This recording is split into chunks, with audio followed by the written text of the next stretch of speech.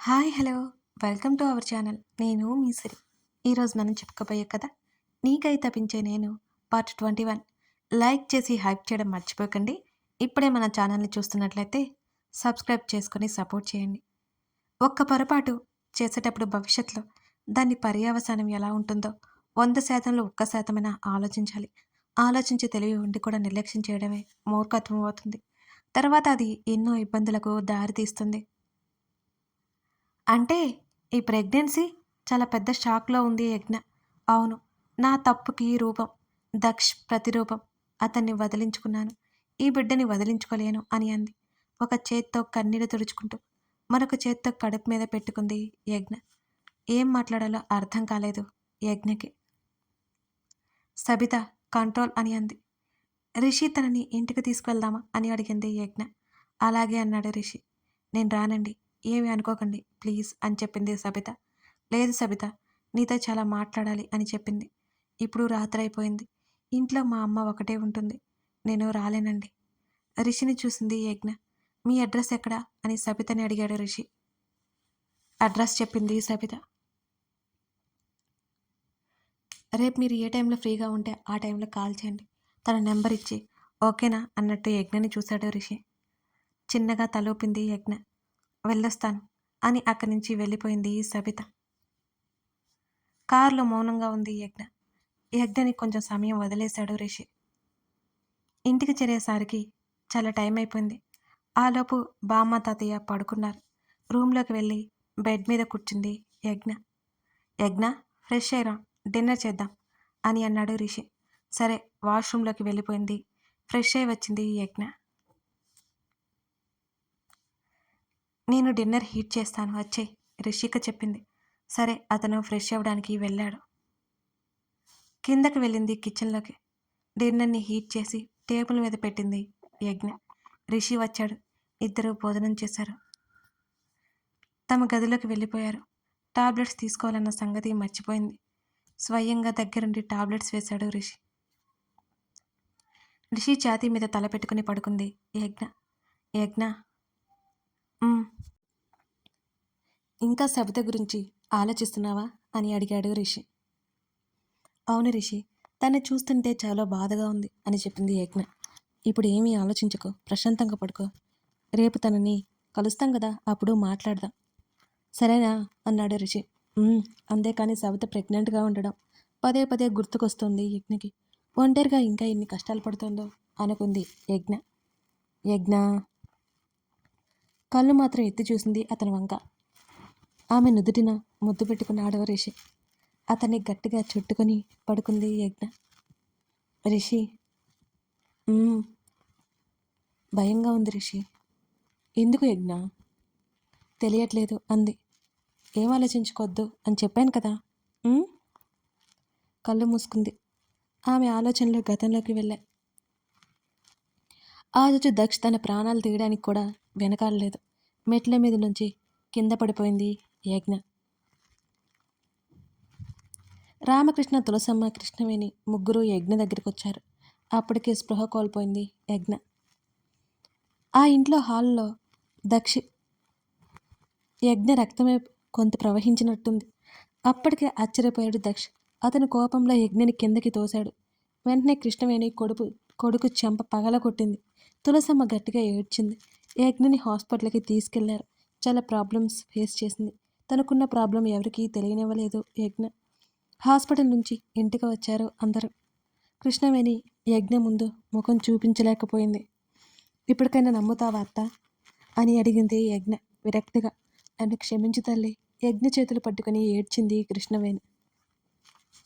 ఇప్పటికైనా అర్థం చేసుకున్నావు, చాలా థ్యాంక్స్ అత్త కృష్ణవేణితో చెప్పి. నానమ్మ మన ఇంటికి వెళ్దామా అని అడిగింది తులసమ్మతో యజ్ఞ. ఏం చెప్పాలో అర్థం కాలేదు తులసమ్మకి. ఏంటి నానమ్మ మాట్లాడవా? నాకు ఇక్కడ ఉండాలని లేదు వెక్కిళ్ళు పెట్టి ఏడ్చింది యజ్ఞ. తట్టుకోలేకపోయింది తులసమ్మ. కూతురు వైపు అసహ్యంగా చూసింది. నిజంగా నాకేం తెలియదమ్మా బాధగా చెప్పింది కృష్ణవేణి. చాలే, ఇప్పుడు జరిగింది చాలు తల్లి. యజ్ఞమ్మ మనం వెళ్దాం తల్లి అని యజ్ఞతో చెప్పి రామయ్య, ఓ రామయ్య హాల్లో ఉన్న రామకృష్ణని పిలిపించింది తులసమ్మ. అమ్మా అలా మాట్లాడుకో, నేను మాట్లాడతాను వాడితో అని చెప్పింది కృష్ణవేణి. ఇంకా ఇక్కడే ఉంచి చంపేద్దాం అనుకుంటున్నావా నా మనవరాల్ని? నేను విననే. ఎన్ని చెప్పినా నేను విన్ను. పాపం ఇన్ని రోజులు అది ఎవరితో చెప్పుకోలేక కుమిలిపోయింది. మనందరి కోసం నీ కొడుకుని భరించింది. ఇది చెప్తుంటే నా కంట్లో నీళ్ళు ఆగలేదు. ఎంత బాధ భరించిందో అర్థం చేసుకో. ఇక్కడ ఇంకొక క్షణం కూడా ఉండదిది. నీ కొడుకు మారతాడనుకుంటే నీ పొరపాటు. అది ఎప్పటికీ జరగదు. మారేవాడైతే ఇన్ని రోజులు ఉండడు ఇలా. యజ్ఞ ఏమైనా పరాయిది కూడా కాదు. సొంత మామయ్య కూతురు వాడికి. ఎలా ప్రవర్తించారు నీ కొడుకు ఇలా? ఇంత రాక్షసంగా ఎలా ప్రవర్తించాడు? యజ్ఞ భుజం మీద గీరుకుపోయిన గాయాన్ని చూపించింది తులసమ్మ. మౌనంగా రోధించింది కృష్ణవేణి. దక్ష ఎంత బ్రతిమాలినా వినలేదు రామకృష్ణ. ఇంకోసారి తన కూతురు వైపు చూస్తే పోలీస్ కంప్లైంట్ ఇస్తానని తీసుకెళ్ళిపోయాడు అక్కడి నుంచి. అదంతా తట్టుకోలేకపోయింది కృష్ణవేణి. ఫిట్స్ వచ్చి పడిపోయింది. భయం పట్టుకుంది దక్ష్. కృష్ణవేణిని హాస్పిటల్లో చేర్పించాడు దక్ష్. తల్లి వంక పెట్టుకుని రామకృష్ణను కలవడానికి వెళ్ళాడు. తులసమ్మ ససేమీరా రానని చెప్పింది. యజ్ఞని పంపేది లేదని తేల్చి చెప్పింది. యజ్ఞ రామకృష్ణకి అప్పచెప్పి కూతురు దగ్గరికి వెళ్ళింది తులసమ్మ. కృష్ణవేణి కోలుకోవడానికి వారం రోజుల పైనే పట్టింది. ఇప్పటి నుంచి మంచానికి గతని కృష్ణవేణి అని చెప్పారు. ఎన్ని వేషాలు వేసిన దక్షకి కృష్ణవేణి అంటే ఇష్టం. కొడుకు ముఖాన్ని చూడడానికి కూడా ఇష్టపడలేదు కృష్ణవేణి. అలా 4 నెలలు గడిపేసింది యజ్ఞ. ఎవరికీ తెలియకుండా టాబ్లెట్స్ యూజ్ చేసింది తన ప్రాబ్లం క్యూర్ చేసుకోవడానికి. తర్వాత అది కూడా మానేసింది. ఎందుకో ఆమె జీవితం ముగిసిపోయినట్టు అనిపించసాగింది యజ్ఞకి. దక్ష పదే పదే విసిగించడంతో విడాకులు అప్లై చేశాడు రామకృష్ణ. యజ్ఞ ఇక నరకంలో ఉండలేనని స్థిరంగా నిర్ణయించుకుంది. అక్కడి నుంచి బయటపడింది. తండ్రి నిర్ణయానికి వంతపాడింది. దక్ష ఎప్పటికీ మారడని అర్థమైంది. ముఖ్యంగా దక్ష వేరే అమ్మాయితో క్లోజ్గా ఉండడం యజ్ఞకి తెలుసు. అందుకే ఆ అమ్మాయి దక్ష కరెక్ట్. వాళ్ళిద్దరూ ప్రేమించుకున్నారు. వాళ్ళు పెళ్లి చేసుకుంటే బాగుంటుందని తను తప్పుకుంది. ఆ అమ్మాయి దక్ష కోసం తను తాను అర్పించింది. అందుకే యజ్ఞ ఎప్పటికీ అతని జీవితంలోకి వెళ్ళాలి అనుకోలేదు. విడాకులు ఇచ్చిన తర్వాత దక్ష ఆమె కంట పడలేదు.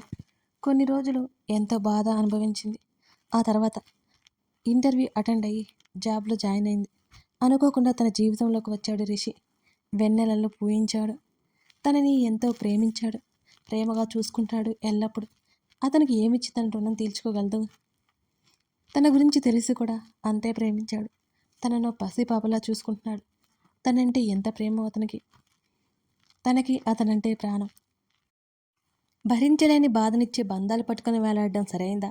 ఆ బంధాల బంధనాలు తొలగించుకుని స్వేచ్ఛగా రెక్కలు తొడిగిన పక్షిలా మారడం సరైందా? ఏమంటారు?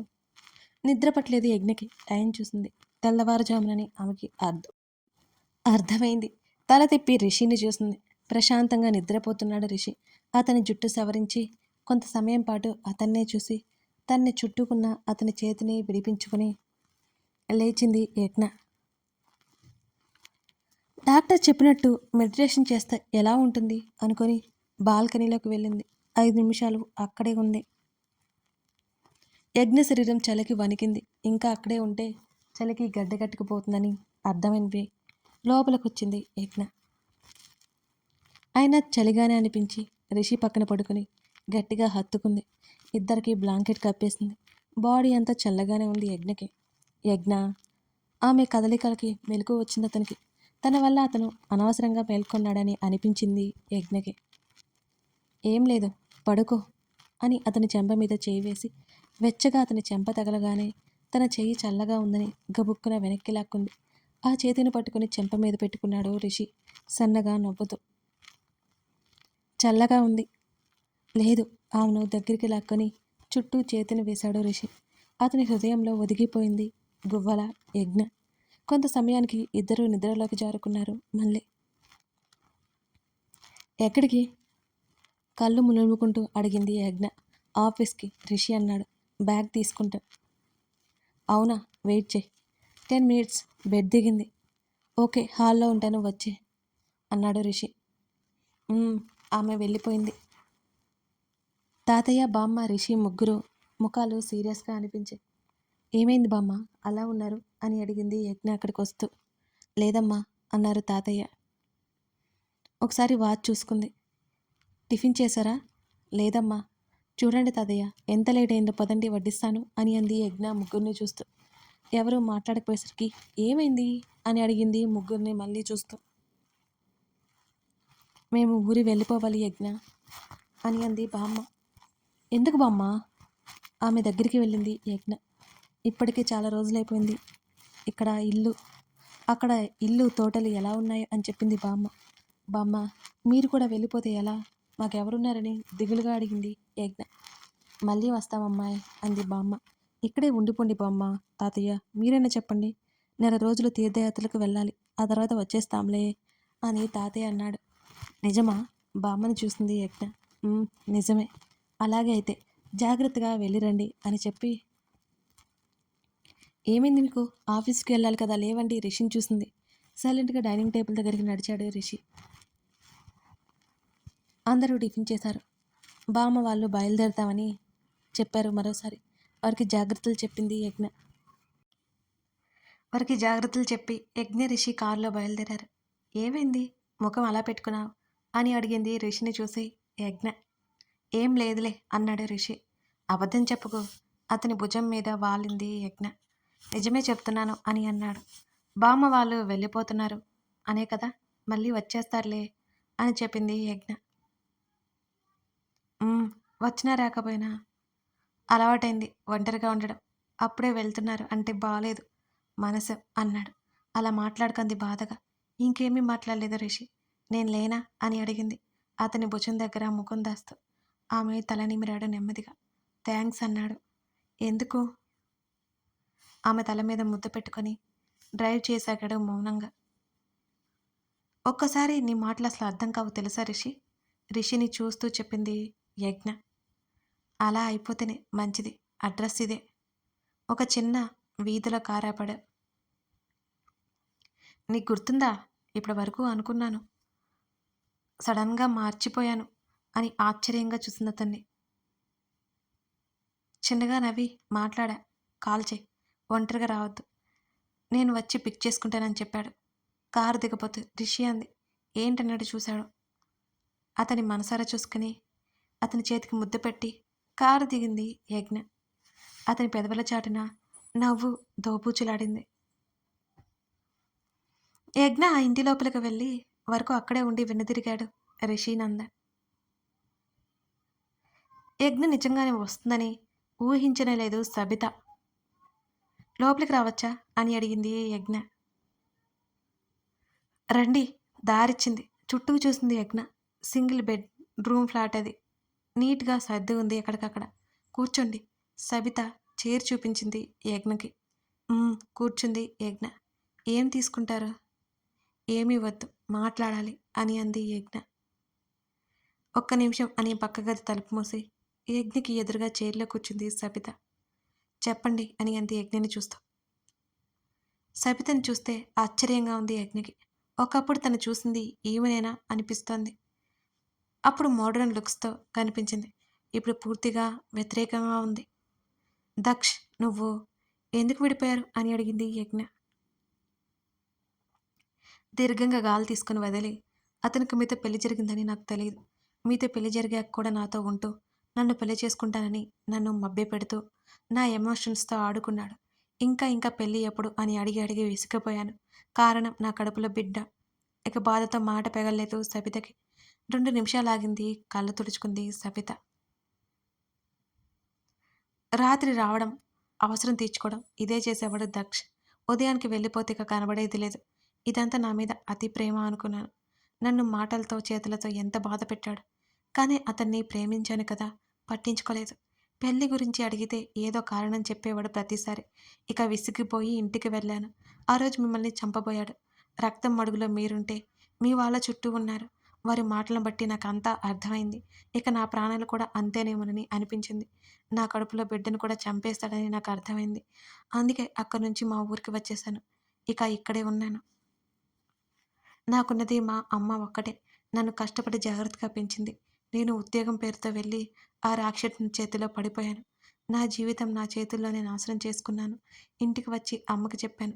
నా పరిస్థితి తెలుసుకొని పిచ్చిదైపోయింది. అమ్మని కనిపెట్టుకుని ఉంటూ సూపర్ మార్కెట్లో వర్క్ చేస్తూ గడిపేస్తాను ఇంతవరకు. నేను చేసిన ఒకే ఒక్క మంచి పని దక్షకి నా అడ్రస్ చెప్పకపోవడమే. అప్పటికి ఎంతకీ ఆగని కన్నీళ్లు తుడుచుకోసాగింది సబిత. అక్కడ కొంత సమయం మౌనం. దక్షి నీకోసం వెతుకుతున్నాడు అని చెప్పింది యజ్ఞ. భయం వేసింది సబితకి. ప్లీజ్ అండి, నేనిక్కడ ఉన్నట్టుగా మీరు చెప్పకండి. నన్ను నా కడుపులో పెరుగుతున్న బిడ్డని బ్రతకనివ్వడు వణికిపోతూ అంది సబిత. అలాగే, నువ్వు కంగారు పడకు, సబితని సముదాయించింది యజ్ఞ. కథ కొనసాగుతోంది. ఇప్పుడు యజ్ఞ ఇక్కడికైతే వచ్చింది. మరి సబిత గురించి దక్ష్ తెలుసుకుంటాడా? అసలు తర్వాత ఏం జరగబోతుంది? యజ్ఞ ఏం చేయబోతుంది? తెలుసుకోవాలి అంటే తర్వాత భాగం మీరు చూడాల్సిందే. కొన్ని రియల్ ఇన్సిడెంట్స్ బేస్ చేసుకుని రాసిన చాలా సింపుల్ కథ అండి ఇది. మీకు నచ్చిందనే అనుకుంటున్నాను. మీకు ఏమనిపించిందో కామెంట్ చేయడం మర్చిపోకండి. Thank you for watching this video. మరో ఎపిసోడ్తో కలుద్దాం.